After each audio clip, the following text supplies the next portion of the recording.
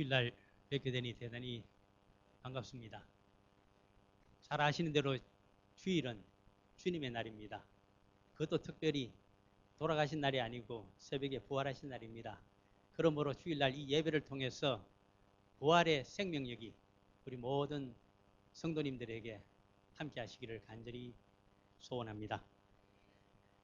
특별히 오늘은 또 이렇게 우리 노회장으로 계시는 송성강 목사님 이렇게 열심히 사역하시고 또 성도님들이 100일 기도를 하신다고 하니까 제가 정신이 아찔합니다.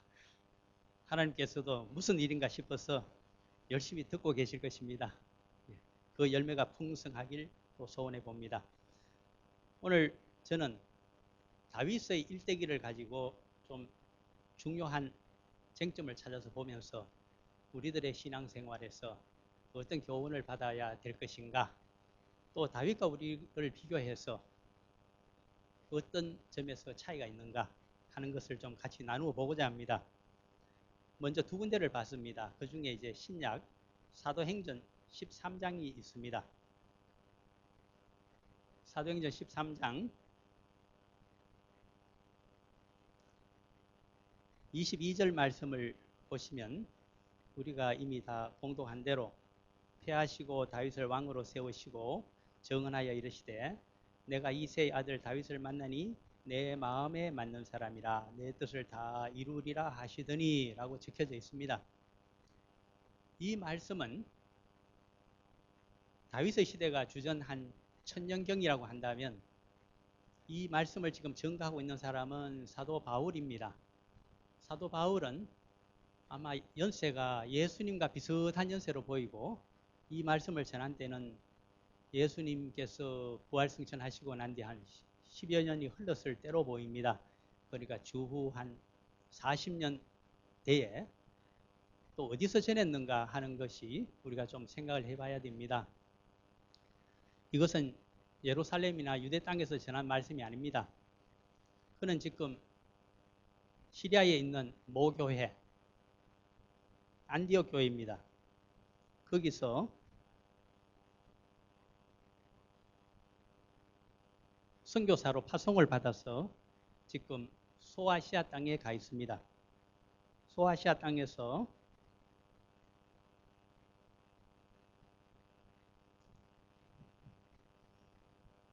처음으로 지금 선교사로 바나바와 같이 들어가 있습니다. 그런데 거기에도 이제 안식일이 되니까 지금 자신의 모교회인 안디옥하고 똑같은 이름을 가진 교회가 하나 소아시아, 오늘날 터키죠. 서쪽 내륙 쪽에 하나 있습니다. 그런데 그것은 시리아 안디옥 교회가 아니고 그것은 비시디아 안디옥 교회로 되어 있습니다. 거기서 처음으로 이제 회당에 모여 있는 유대인들을 중심으로 한 그쪽 사람들에게 복음을 전하고 있습니다. 복음을 전하면서 다윗의 이야기를 하고 있습니다. 이 다윗의 이야기를 하기 전에 이스라엘의 역사를 간략하게 이야기하면서 다윗의 이야기를 해줍니다. 그런데 사도 바울이 지금 하고 있는 이야기가 사울을 패하고 다윗을 왕으로 세우셨다. 그것은 역사적인 사실입니다. 그런데 사울을 패하신 이유가 하나님의 마음에 들지 않아서 패했다는 것입니다. 그 대신에 다윗을 세우시는 이유는 하나님의 마음에 맞는 사람이기 때문에 그를 세워서 왕으로 사용하시겠다. 그 이야기를 하고 있습니다. 그런데 이 이야기를 가지고 저는 성경 공부를 이민 온 이후부터 1995년부터 한 20여 년간 이렇게 매주 사람들을 모아서 성경 공부를 진행하고 있는 사람입니다. 이 이야기를 한번 했더니 옆에 앉아 주셨던 교회에 오래 다니신 분이십니다. 그분이 화를 내십니다. 제가 깜짝 놀랐습니다. 그런데 그분 말씀을 듣고 보면 좀 이해가 됩니다. 어떤 말씀이냐 하니까 다윗은 자기보다 더 악한 사람이라는 겁니다. 더 죄인이란 겁니다. 그런데 어떻게 그가 그렇게 위대한 사람이 될까? 도저히 이해가 자기 머리로는 되지 않으니까 설명을 좀 해달라 그럽니다. 큰일 났습니다. 제가 설명을 드려야 되잖아요. 그런데 이 성경 말씀은 보면 볼수록 오묘합니다. 예를 들면 우리 한국 사람들 삼국지 다 좋아합니다. 10대에도 읽고 20대, 30대, 40대, 저같이 60대가 되어도 한번 더 읽어보고 싶은 것이 삼국지 이야기입니다. 얼마나 재미가 있는지. 근데 나이가 들어서 읽게 되면 옛날 이해하지 못했던 삼국지에서 많은 것을 발견할 수가 있습니다. 성경 말씀은 하나님의 감동으로 성령의 능력으로 쓰여져 있는 책이기 때문에 이것은 파면 팔수록 깊이를 알 수가 없습니다. 양파를 깔 때 눈물을 흘리면서 한 껍질을 뺏겨보면 그 속에 또 양파가 또 들어 있습니다. 또 뺏겨봅니다. 또 있습니다. 저는 지금까지 20몇 년 동안을 그래도 인민생활하면서 성경을 들여다보고 연구하고 가르치는 입장에 있는 사람입니다만은 한꺼풀을 뺏겼는지 못 뺏겼는지도 모를 정도입니다. 도대체 몇백 년을 살아야 이것을 몇 껍질 뺏길 수 있을까요? 그러면 이야기할 겁니다. 그렇게 어려운 성경 그거 다 깨달아서 어디다 쓰겠습니까? 어디다 쓸까요?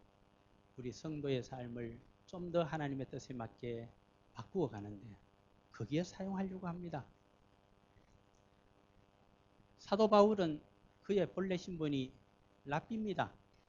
랍비라고 하면 바리새인 중에서 특별히 율법 선생을 말합니다. 이 랍비가 되기 위해서 얼마나 힘이 드는가 하면 랍비들은 보통 많은 생도를 거느리고 율법 공부를 시킵니다. 그 옛날 선지자가 생도를 모아서 공부를 시키던 것과 같습니다. 어떻게 시킬까요? 그저 학교에 출퇴근하면서 시킬까요? 그것이 아닙니다. 저기 영국에 가게 되면 오래전 얘기입니다만은 유명한 명문 중학이 하나 있습니다. 그 칼리지를 중고등학교가 같이 있죠. 그러니까 칼리지입니다. 나올 사람이 대부분 영국을 이끌어가는 사람들입니다. 하도 유명한 사립이기 때문에 이름을 지금도 기억합니다. 이든 칼리지입니다.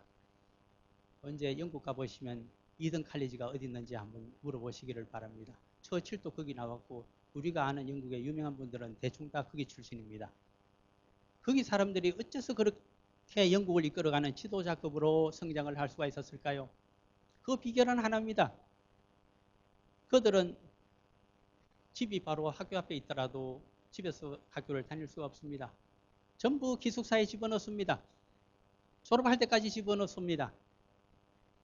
공부를 어떻게 시킬까요? 선생들이 같이 기거를 합니다. 기숙사에서. 7day, 24hour, 365일 같이 지냅니다. 그래서 인물을 길러냅니다. 학문만 전수하지 않습니다. 스승의 인품과 사고방식과 행동양식 모든 것을 전수합니다. 그렇게 해서 인재를 길러냅니다. 우리에게 무엇을 이야기해 줄까요? 그것은 굉장히 성경적입니다. 예수 그리스도께서 어떻게 제자를 양성하셨습니까? 3년 6개월 동안 함께 공생애를 지냈습니다. 공생애라고 하는 것은 너의 생활과 나의 생활을 부부와 같이 함께 먹고 자며 전도 여행을 하며 같이 나의 삶과 내가 깨달은 말씀을 그대로 배우고 너도 실천하라는 것이 바로 제자 훈련입니다. 그렇게 3년 6개월을 지냈는데 여자분들은 죄송하지만은 남녀가 유별한 사회인지라 같이 지낼 수가 없습니다. 그래서 남자들만 같이 지냈습니다. 3년 6개월간 같이 쫓아다니며 개건상과 정건상을 탄 사람이 딱 12명입니다. 그들이 이름하여 12사도입니다.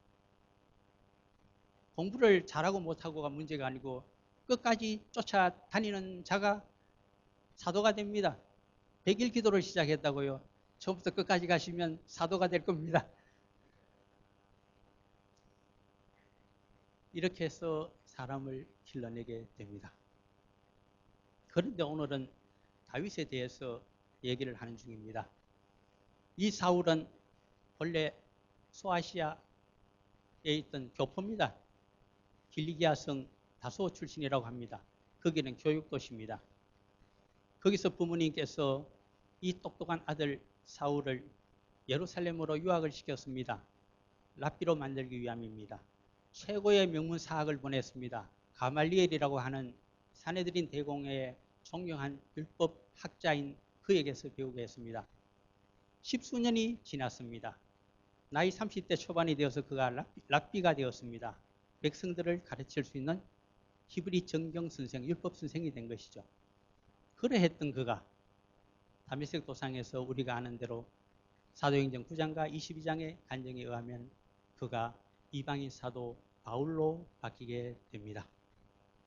그러면서 그는 신앙생활을 어떻게 해야 될 것인지 지금 소아시아 땅에 살고 있는 유대인들에게 이야기해 주면서 한 가지 비결을 이야기해 줍니다.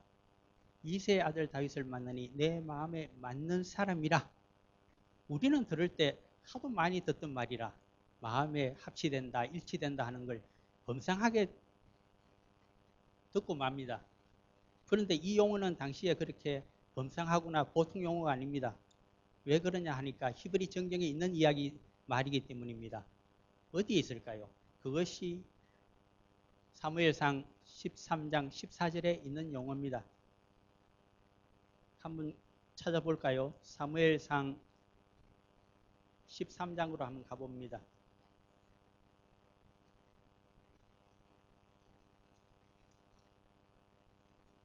제가 성경 공부할 때는 많이 찾습니다만은 주일 설교가 되다 보니까 조금만 찾겠습니다. 사무엘상 13장 14절.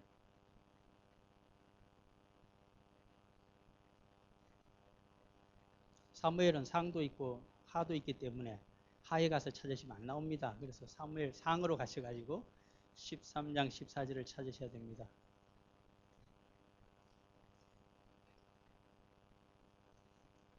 다 찾으셨죠? 제가 프로젝트 이거 비추지 말라 그랬습니다. 직접 찾아봐야 자기께 되지 않겠어요? 또 같이 또 목소리를 같이 해서 읽어봐야 또 자기께 됩니다. 그래서 읽어봅니다. 같이 읽습니다. 지금은 왕의 나라가 길지 못할 것이라 여호와께서 왕에게 명령하신 바를 왕이 지키지 아니하였으므로 여호와께서 그의 마음에 맞는 사람을 구하여 여호와께서 그를 그의 백성의 지도자로 삼으셨나이다 하고 아멘. 네. 이것은 사무엘상에 있기 때문에 선지자 사무엘 시대 이야기입니다. 그런데 이 사무엘이 쓴 것으로 추정이 되는 사무엘상의 이야기를 랍비 사울이 옛날에 열심히 공부했다가 거기 나온 용어를 가지고 지금 복음에 사용을 하고 있습니다. 그래서 마음에 맞는 사람이다. 그래서 세임을 받았다. 그 이야기를 하고 있으면서 우리도 그렇게 하나님 마음에 맞는 사람이 되는 성도의 삶을 살아가라. 그 말을 지금 하고 있는 것입니다.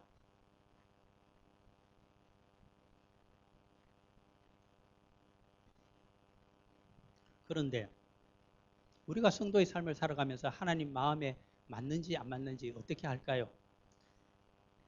우리 송성환 목사님께 가서 담임 목사님께 다 여쭤보면 얼마나 바쁘신 분이 더 힘이 들 거 아닙니까? 그렇다고 해서 성경을 펴놓고 보면 이해하기 어렵습니다. 그래서 우리 예수님의 제자를 키우시면서 하신 말씀 한 자락을 같이 보게 되면 금방 이해가 됩니다. 마태복음 16장 24절인가 가시면 제자도에 대해서 말씀하실 때 자기를 부인하고 자기 십자가를 지고 나를 따르라고 했습니다. 사실은 그것이 정확한 말씀입니다. 자기를 부인한다고 하니까 모든 걸 다 내려놓으라고 생각을 하시는지 몰라도 그것이 아닙니다. 하나님의 뜻이 있고 너의 뜻이 있을 때에 하나님의 뜻이 분명히 드러나게 되면 너의 뜻을 내려놓고 하나님의 뜻에 너가 순종하고 맞추고 가라는 이야기입니다. 하나님 앞에 자기가 옳은 줄 알고 끝끝내 하나님이 틀렸고 제가 맞습니다. 제 방식대로 하셔야 됩니다. 라고 이 방법이 세상적으로 더 맞고 이 방법을 사용하면 훨씬 효율적이고 이 방법을 사용하면 우리의 난처한 입장이 당장 피해갈 수 있습니다. 이렇게 이야기하는 사람들이 많습니다. 그것이 틀렸다는 것입니다.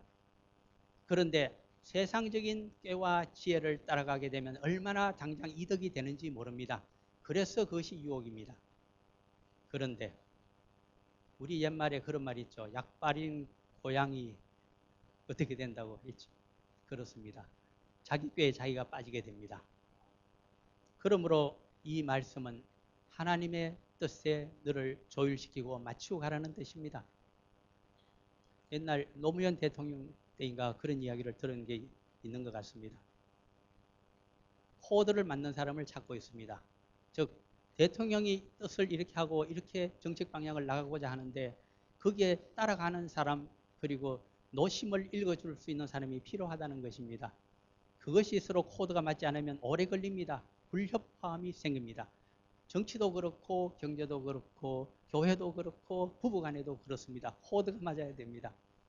그럼 한쪽에서는 양보를 할 때 코드가 맞아지지 않겠습니까? 누가 양보해야 됩니까? 하나님이 양보를 하셔야 될까요? 사람이 양보를 해야 될까요? 우리는 다 자기를 부인하는 제자이기 때문에 그리스도의 제자요 여호와의 종이기 때문에 주인의 뜻을 받들고 스승님처럼 살아가야 됩니다. 그러므로 내 생각이 더 옳다고 절대로 하나님 앞에서는 고집하지 마십시오. 그러한 자는 다윗보다도 못한 자입니다. 그런데 이렇게 코드를 맞추고 하나님의 뜻을 받아들이고자 하면 얼마나 힘이 드는지 모릅니다. 엄청난 희생과 대가를 치러야 됩니다. 그래서 그 대가의 한 자락을 보자고 사무엘상 24장에서 1절부터 7절까지를 우리가 읽어보았습니다. 그 내용을 볼 것 같으면 다윗은 참으로 일찍 출세를 한 사람입니다. 20살이 채 되지를 못했을 때 블레셋의 거인 선봉장 골리앗을 쓰러뜨린 사람입니다. 그것뿐만이 아닙니다. 하나님께서 그가 코드가 맞다고 해서 얼마나 그를 뒷받침을 잘 해주었는지 그는 장군이 되어서 나가는 데마다 연전연승을 한 사람입니다. 사울왕을 내보내면 백성들이 볼 때 이길 때도 있고 질 때도 있는데 청년 장군 다윗을 내보내게 되면 백전백승입니다. 그 나라에 있어서는 마치 이순신 장군과 똑같은 사람입니다. 청년 장군 다윗입니다. 그래서 나중에 이렇게 그를 칭송했습니다. 사울은 천천히요 다윗은 만만이다. 이 말은 무엇인가 하면 만만세는 왕이나 황제에게만 올려드리는 칭송입니다. 그것을 청년 장군에게 주고 대신 사울은 천천히 칭찬밖에 못 들었습니다. 살아있는 권력자 사울은 어떻게 했을까요? 자기보다 더 백성들에게 인기 있는 저 청년 장군을 그냥 둘 수가 없습니다. 정적은 빨리 해치울수록 좋습니다. 그래서 시기심에 창을 몇 번 던져서 죽이려고 했습니다. 하나님의 도우심으로 약관의 나이를 겨우 넘긴 이 다윗이 도망을 쳤습니다. 그런데 유대 땅에서 도망칠 곳은 한 군데밖에 없습니다. 황무지로 들어가야 됩니다. 이 황무지가 어디에 존재하는가 하니까 예루살렘에서 남쪽으로 30km 정도 내려오게 되면 유명한 성경상의 지명 하나가 나타납니다. 헤브론입니다. 거기에 막벨라 굴에는 아브라함 부부와 이삭 부부와 야곱 부부의 묘가 되어 있고 그들이 안장되어 있는 곳입니다. 이 헤브론에서부터 동쪽으로 직행을 하게 되면 염에 가기 전에 거기에 황무지가 하나 있는데 거기에 있는 지명이 바로 오늘 사무엘상 24장 1, 2절에서 드러나고 있는 엔게디입니다. 거기 가서 숨었습니다. 거기에는 왜 황무지인가 하면 헤브론에서부터 남쪽으로는 반사막성 기후라고 해서 전부 황무지가 전개되는데 그것이 네게브라고 하는 이름을 갖고 있는 황무지이기 때문에 그렇습니다. 그랬더니 첩보가 사울왕에게 들어왔습니다. 계속 추적을 하고 있는데 도망자 다윗이 그의 첩근들을 데리고 엔게디 광야의 그쪽에 숨어 있다.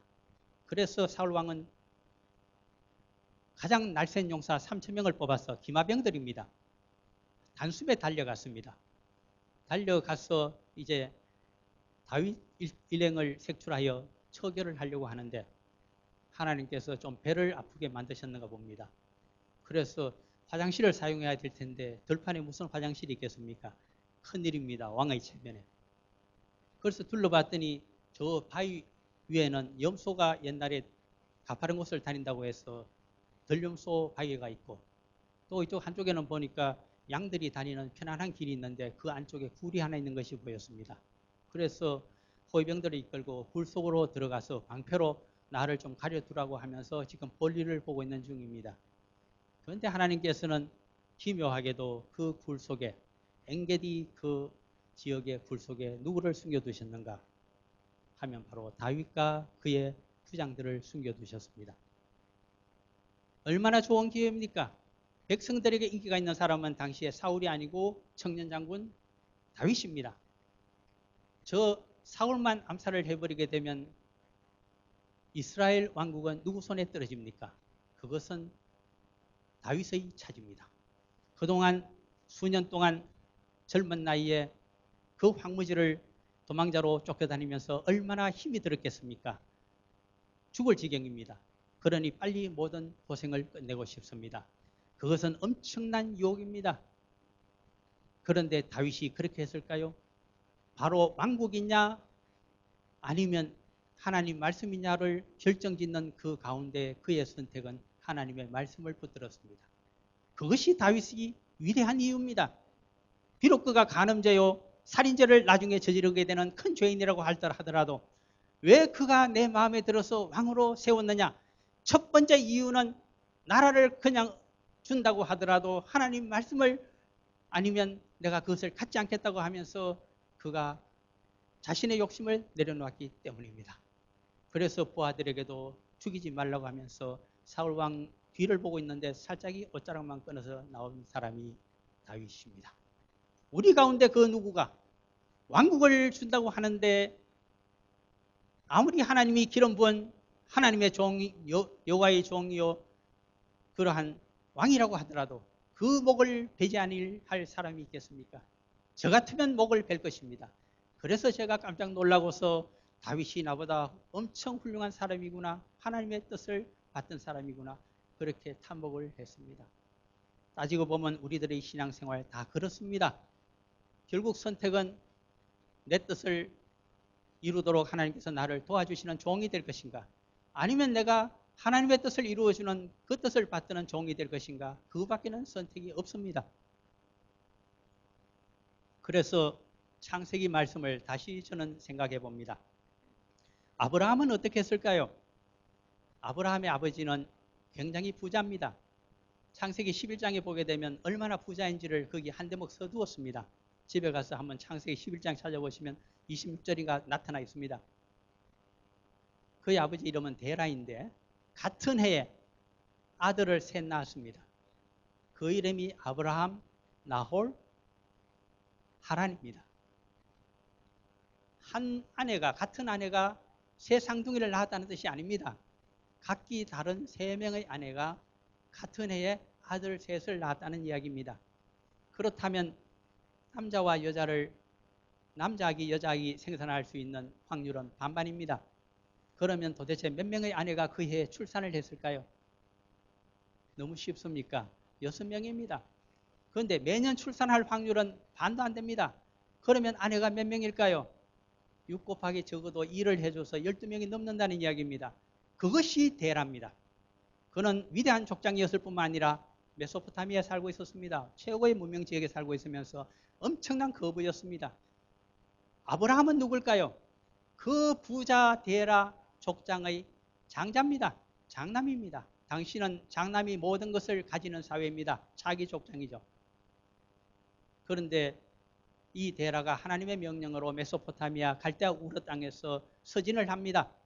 목적지는 가나안입니다. 거기 가서 선지자로 살아가면서 하나님 신앙을 전파하라는 것이 하나님의 사명입니다. 그래서 맏아들인 아브라함을 데리고 맏손자인 롯을 데리고 그 가족을 데리고 서쪽으로 선교 여행을 떠났던 족장 데라입니다. 그런데 그는 북부 시리아의 하란이라고 나중에 그가 명명한 지역에서 그만 그 땅이 개척할 가치가 엄청나게 많다고 하는 것을 이 부자가 알아채고서 거기서 도시 개발한다고 움직이지를 않았습니다. 나중에 그가 죽고 나서 그의 상속자가 되는 둘째 아들 나홀이 거기에 성을 시티를 지었는데 그 이름이 나홀의 성으로 창세기에 24장쯤인가 또 나타납니다. 거기서 리브가가 시집을 오지 않습니까? 아브라함에게 하나님께서 말씀하셨습니다. 아버지 집을 떠나서 본래의 목적지, 선교지, 대상지 가나안으로 남아하라. 아브라함이 그때 선택을 해야만 됩니다. 그냥 하란에 남아있으면 엄청난 아버지의 재산은 자동적으로 자기의 것이 됩니다. 그런데 아버지를 버려두고, 나이 드신 아버지를 버려두고 남하를 해서 가나안 땅에 내려가게 되면 장자권을 상실하게 됩니다. 여러분은 어떻게 하시겠습니까? 저보고 하라면 아무래도 포기하는 것보다는 거기 남아있을 확률이 많지 않겠습니까? 전 그런 사람으로 봅니다. 그런데 아브라함의 위대성은 그것을 포기하고 남하를 했다는 것입니다. 그러므로 나중에 그 제사는 메소포타미아에 남아있던 자기의 바로 밑에 동생 몇 달 차이로 태어난 나홀에게 넘어가게 됩니다. 뿐입니까? 이삭도 그렇습니다. 아버지 아브라함이 부자로 살고 있었습니다. 그런데 어머니가 돌아가셨습니다. 37살 먹었을 때 돌아가셨습니다. 아버지는 헤브론에 살면서 후처를 맞이했습니다. 젊은 여자입니다. 거두랍니다. 얼마나 알콩달콩 재혼해서 잘 살았는지 아들만 6명을 낳은 여자입니다. 이삭은 어떻게 하면 될까요? 이복 동생이 태어날 때마다 20살이 되면 한 제사씩 떼줘서 전부 동쪽으로 보내는 것이 아버지가 하시는 일입니다. 그것을 보고 있으면 약속의 아들 이삭은 속이 터졌을 것입니다. 내 재산이 축나고 또 축나고 6번 축나고 있구나. 그런데 이삭에게서 우리가 봐야 될 것이 있습니다. 그는 아버지와 거두라 이복 동생들이 잘 살도록 헤브론을 떠났습니다. 아주 남쪽으로 내려갔습니다. 국경지대에 있는 벨라 헤로에 가서 그 황폐한 곳에서 지낸 사람이 이삭입니다. 아버지의 재산은 아버지께. 나는 저 남쪽에 가서 옛날 이복형인 이스마일이 살았던 그곳에 가서 그와 함께 연맹하여 좋은 형제를 나누면서 살리라. 그렇게 살아온 사람이 이삭입니다. 나중에 성경을 보십시오. 아브라함이 돌아갈 이곳을 장례식을 치룰 때 아버지가 돌아가셨습니다. 이삭이 누구를 불렀습니까? 형 이스마엘을 불렀습니다. 형제가 나란히 장례위원장이 되어 있는 모습을 우리가 성경에서 보게 됩니다. 어떻게 그러한 일이 가능했을까요? 그가 아버지 것을 탐내지 아니하고 아버지가 멀리 쫓아버린 형을 생각하면서 긍휼을 베풀어서 그 근처에 살면서 형제를 그렇게 북돋았기 때문에 이삭은 훌륭한 사람이 되었습니다. 이 이삭을 하나님이 축복하십니다. 블레셋 그랄 땅에서 그를 축복하여 그는 본래 목축업을 하는 사람인데 그곳에서 농업을 경영했습니다. 그러자 이 초보 농사꾼이 100배의 수익을 매년 얻게 된 사람입니다. 하나님이 만들어주신 부자입니다. 어떻게 보상해 줍니까? 하나님이 보상해 줍니다. 그 다음에 야곱으로 또 가볼까요? 오늘 시간이 없어서 짤막짤막하게 말씀드려야 되겠습니다만 야곱도 그렇습니다. 하나님께서 주시는 축복을 약속의 아들인 아버지 이삭이 준다고 합니다. 돌아가시기 전에 눈도 어두우신 분이 자신의 상둥이 형 에스를 불러서 모든 축복을 다 주겠다고 하십니다. 어머니가 듣고서 기가 막혔습니다. 하나님의 예언은 첫째가 영적인 아들은 둘째인 야곱이기 때문입니다. 그래서 자신의 희생을 감수하면서 남편을 속여가면서 리브가가 야곱을 대신 꾸며서 들여본 것이 레다바의 사기 사건입니다. 그런데 그 결과 아버지의 재산을 얻었을까요? 야곱은 조금도 얻을 수가 없었습니다. 모든 재산은 형 에서가 차지한 것을 볼 수 있습니다. 그러면 도대체 하나님께서는 이 야곱을 혼을 내셔갖고 집에서 쫓겨나서 어디서 재산을 일구게 됩니까? 외삼촌이자 장인인 그 험악한 라반의 집에서 재산을 일구게 됩니다. 왜 유전자까지 조작해 가면서 그에게 축복을 하나님이 주셨을까요? 그것은 너가 두고 온 그것에 연연하지 말아라. 너가 이제부터 하나님 일을 하게 되면 야곱이 아니라 이스라엘로 일을 하게 되면 나의 축복이 대단할 것이다. 어느 정도로 주십니까? 너의 허리에서 왕들이 나오며 너의 후손들이 하나님의 백성이 되고 그리고 이 땅의 온갖 족속들에게 복을 나누어 주는 민족이 될 것이다. 그에게 준 축복입니다. 그러므로 우리가 이제는 선택을 해야만 합니다. 누구를 믿고서 선택을 할까요? 내 뜻과 내 욕심과 당장의 이익 때문에 그것을 위해서 하나님께서 내 편이 되어달라고 하면서 그러한 선택을 할까요? 만약 그러한 선택을 하면서 그런 사고방식으로 인생을 살아간다면 그것은 비관한 예가 하나 있습니다. 램프의 요정이라고 하는 진이가 있습니다. 램프를 쓰다듬으면서 불러서 시키면 소원을 들어주는 그러한 램프의 신이 있습니다. 그것이 정확하게 우상입니다. 우상문화 별것이 아닙니다. 그 핵심은 내 소원과 내 성공을 위해서 그것을 이루기 위해서 하나님께서 나의 종이 되어 램프의 요정처럼 나를 도와주시면 나의 하나님 내가 섬기고 찬양합니다. 얼마나 오늘 찬양을 열심히 했습니까? 그렇게 합니다. 그러나 내 소원과 내 성공을 보장해 주지 않고 이루어주지 않으면 가차없이 버려버립니다. 누가 주인이고 누가 종입니까? 우리는 결단해야 됩니다. 내가 왕국을 잃어버리더라도 내가 대권을 잃어버리더라도 내가 아버지의 재산을 잃어버리더라도 그분이 나의 주인이 떠나라고 하시면 나는 떠나야 되는 여호와의 종입니다. 그가 가는 길은 비록 죽음과 같은 길일지라도 부활의 역사는 거기에서 나타납니다. 예수 그리스도 우리 스승님이 그러하신 것처럼 그 제자들에게도 그와 같은 정확한 은혜가 드러나기 때문입니다. 그래서 누가복음 22장 28절에서 30절로 가보시면 우리 주님께서 제자들에게 그렇게 말씀하십니다. 너희들도 공생애를 나와 같이 지내고 함께 고생을 하였기 때문에 끝까지 믿음의 길을 달려가게 되면 나와 함께 하나님의 나라에서 같은 상에서 먹고 마시며 12지파를 이스라엘을 다스리는 자들이 될 것이다. 우리 주님께서 하신 말씀입니다.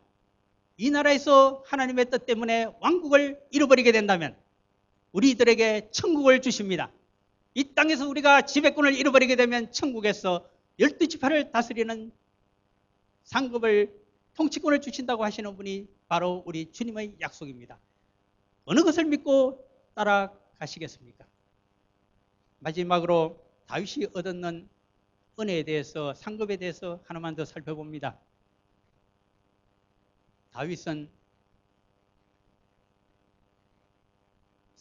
사도행전이 아닙니다. 사무엘상 24장에 한번 테스트가 있었고 하도 신기한 선택을 했기 때문에 하나님이 두 번째 또 선택을 하도록 한번 시험을 더했습니다. 그것이 사무엘상 26장의 내용입니다.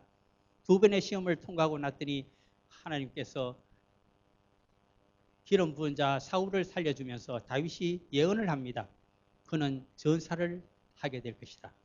그의 예언 그대로 사울 왕이 블레셋과의 전투에서 전사를 하게 됩니다. 그러자 다윗은 자신의 지파 유다 지파로 돌아와서 유다의 왕이 됩니다.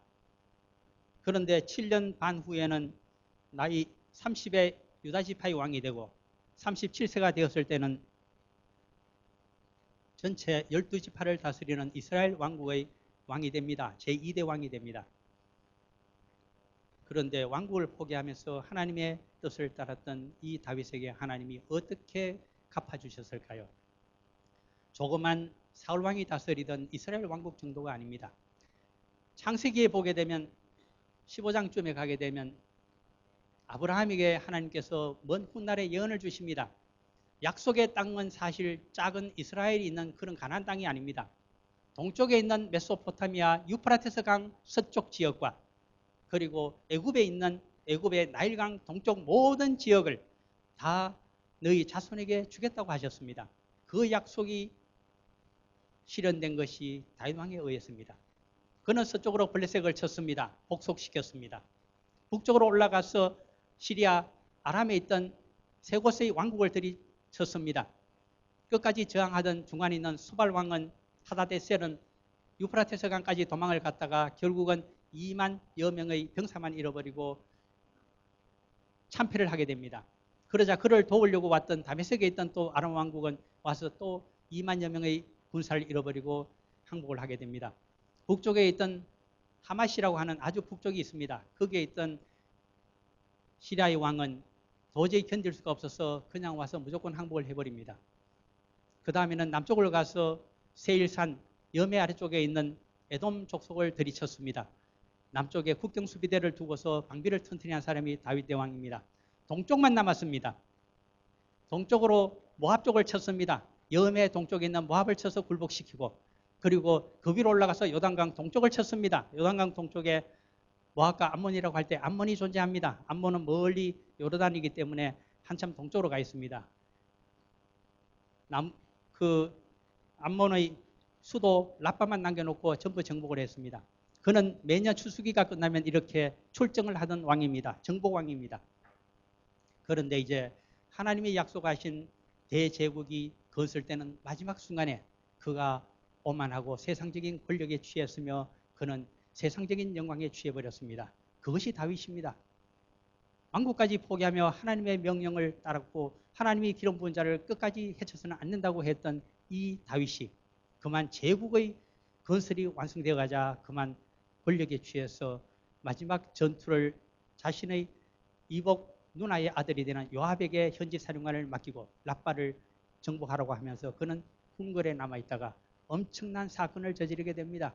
그것이 자신의 37명의 용장 중에 마지막 용장인 헷족속 우리아의 아내를 왕궁으로 불러서 범하게 되는 사건입니다. 간음죄를 저질러 놓고서도 그는 그것이 간음인 줄 몰랐습니다. 우리 나라의 옛날에 유학에 따르게 되면 왕자 무치라는 말이 있습니다. 왕은 어떤 통칭에 있어서 어떤 여자를 건드려도 조금 더 체면 손상이 없다. 왕자 무치 사상입니다. 그렇게 권력에 취했습니다. 뿐입니까? 그의 남편 우리아를 라빠의 성의 전투에서 선봉장으로 내세우면서 전혀 지원, 후방 지원을 해주지 않았습니다. 죽게 만들었습니다. 그렇게 모략을 꾸며서 자신의 누나의 아들인 조카 요압 현지 사령관에게 보내어서 살인죄를 저지른 자가 다윗입니다. 그 결과 그는 그런 엄청난 죄를 저지르면서도 영적으로 캄캄하여 잘못한 것인 줄 몰랐습니다. 그래서 나단 선지자를 보내어서 너의 죄가 무엇인가를 하나님께서 알려주셨습니다. 바로 거기까지가 저와 말씀을 나누던 그분이 더 자기는 인격적으로 훌륭하다고 한 대목입니다. 저도 그런 줄 알았습니다. 그런데 그 다음이 문제입니다. 우리는 거듭난 사람들입니다. 거듭나기 전에는 살인죄, 간음죄, 마음속에 있는 것까지 다 생각하면 얼마나 많은 죄를 저질렀는지 모릅니다. 우리 예수님께서 실행한 범죄도 범죄지만 마음속의 범죄도 먼저 보신다고 하지 않습니까? 하나님은 중심을 보시니까요. 그런데 그렇게 무너진 우리 성도가 어떻게 하면 일으킴을 받을 수 있을까요? 비결이 있습니다. 다윗에게서 찾을 수가 있습니다. 나단 선지자가 이야기했을 때 그 비유가 자신에 대한 것인 줄 몰랐던 영적으로 캄캄한 자가 다윗입니다. 그러나 그것을 깨닫게 되었습니다. 당신이 바로 이 비유의 주인공이라고 이야기했습니다. 그때 다윗은 왕의 자리에서 내려왔습니다. 선지자에게 무릎을 꿇었습니다. 아버지 하나님, 제가 잘못했습니다. 부디 살려주십시오. 회개하는 다윗에게 나단 선지자가 부르짖습니다. 너가 살아생전에 칼날이 너를 떠나지 아니할 것이다. 그래도 너는 따르겠느냐? 다윗이 확인합니다. 죽을 때까지 회개하겠습니다. 하나님의 주권자의 통치를 받아들이겠습니다. 그 결과 세 번의 죽을 위기를 발랄을 만나게 됩니다. 가장 사랑하는 아들, 똑똑한 아들 압살롬이 반역을 일으켰습니다. 그는 요단강을 건너서 쫓겨갔다가 다시 권토 중대한 사람입니다. 죽기 전에는 또 아도니아가 반역을 일으켰습니다. 나라가 둘로 쪼개질 판이었습니다. 그때 솔로몬과 장수 브나야 등을 보내어서 겨우 수습을 한 자가 죽기 전에 다윗입니다. 또 다른 지파가 반역을 일으켰습니다. 베냐민 지파 세바의 반역 사건이 있습니다. 그러나 불평하지 않았습니다. 이것이 하나님의 뜻인 줄 알았기 때문입니다. 내가 죽을 죄를 지었기 때문에 이 환난을 당하는구나. 그러므로 압살롬이 죽은 것도 내 때문이라고 자신은 수레합니다. 그래서 압살롬을 살려주고자 했습니다. 그러나 압살롬을 살려주게 되면 나라 경영이 어려운 줄 알고서 그의 조카인 요압이 가서 처치를 해버리게 되는 것을 성경에서 보게 됩니다. 우리는 다 죄인들입니다. 하나님이 우리를 죄인으로 보십니다. 그러나 우리들에게 한 번의 선택의 기회를 주십니다. 예수 그리스도를 6월절 어린 양 대속의 제물로 십자가에서 희생시켜 주셨습니다.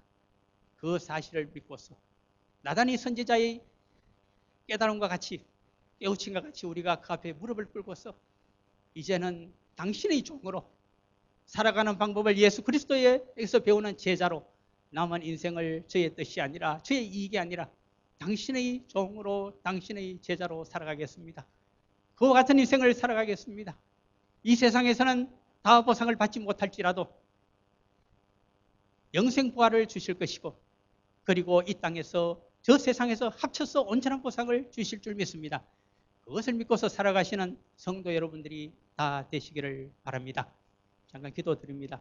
사랑하는 아버지 하나님 참으로 감사합니다. 다윗을 통해서 어떠한 인생을 살아가야 될지를 생각해 봅니다. 저희들의 뜻대로 살게 하지 마시고 아버지의 뜻에 저희들의 뜻을 맞추어서 살아가는 참된 종이 되게 하여 주옵시고 그렇게 살아간 그리스도의 제자답게 살아가는 저희들 되게 하여 주옵소서. 그리할 때 이 광년교회가 이 땅에 전도의 문을 열고 성도의 모범을 보이는 귀한 교회 되게 하여 주옵소서. 은혜 주신 감사할 때 우리 주 예수 그리스도 이름으로 감사하며 기도합니다. 아멘.